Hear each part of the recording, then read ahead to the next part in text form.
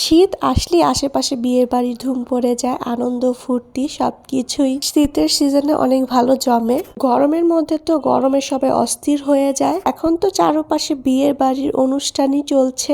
কে কয়টা বিয়ে খেলে অবশ্যই কমেন্টে জানাবে। আমার কাছে বিয়ের দিন থেকে গায়ে হলুদের দিনটা একটু বেশিই ভালো লাগে। সেদিন আনন্দ ফুর্তি অনেক বেশি হয়, অনেক বেশি মজা করা যায়। এই জায়গায় তো সবাই মিলে আতশবাজি ফুটাচ্ছিল, অনেক বেশি এনজয় করছিলাম আমরা সবাই।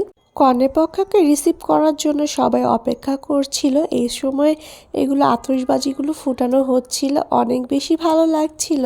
অনেক অপেক্ষা করার পরে কনের পক্ষের লোকেরা চলে আসলো। গায়ে হলুদের রিসিপশন, ডালা এগুলো দেখতে না আমার কাছে অনেক বেশি ভালো লাগে। তারপরে তো সবাই একে একে হলুদ দিচ্ছিল। আমি আবার আজকে হলুদ দিতে যাইনি, কেন জানি হলুদ দিতে ভালো লাগে না আমার। কিন্তু গায়ে হলুদ এনজয় করতে অনেক বেশি ভালো লাগে। তো এনজয় করার পরে এখন তো খাওয়া দাওয়ার পালা। তারপরে তো এদিকে নাচানাচি শুরু হয়ে গেল। গায়ে হলুদের মধ্যে একটু নাচানাচি না হলে না হয় না। তো মনে হয় বিয়েতে মজাই হয়নি এরকম মনে হয়।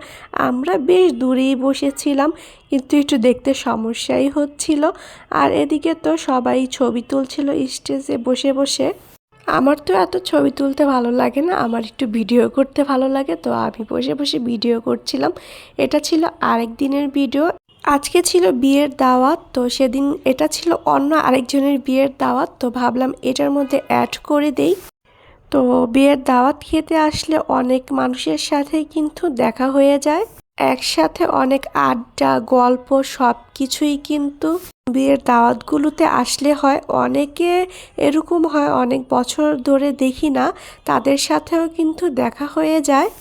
তো বিয়ের দাওয়াতগুলো আসলে অনেক মানুষ অনেক পরিচিত অপরিচিত অনেকের সাথে কিন্তু পরিচিত হওয়া যায়। আজকের ভিডিওতে ছিল বিয়ে আর গায়ে হলুদের ব্লগ। কেমন লেগেছে অবশ্যই একটা কমেন্টে জানাবেন।